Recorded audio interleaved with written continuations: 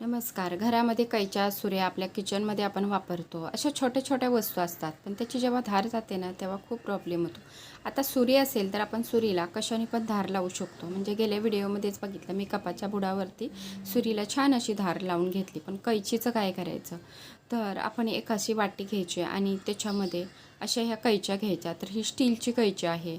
एका वाटीमध्ये आपण असं कैची बुडेल इतपत मीठ घ्यायचं आहे आणि 2-3 मिनिट आपण ही कैची अशी मिठामध्ये चालवायची आहे. तर असं केलं तर कैचीला अगदी पटकन अशी धार येते आणि ह्या स्टीलच्या कैच्या असल्यामुळे ह्यांना गंज पण लागत नाही आहे. पटकन आणि छान शार्प अशी धार कैचीला लागते. तर जेवढ्या काही कैच्या आहेत त्या अशा प्रकारेच आपण इथे धार लावून घ्यायची आहे. जर तुमच्याकडे लोखंडाची किंवा बिडाची कैची असेल, छोट्या असतील, तर तुम्ही अशा प्रकारे लावून घ्यायची आहे धार आणि नंतर त्या कैच्या धुवून घ्यायच्या आहे. म्हणजे त्यांना गंज वगैरे लागणार नाही आहे.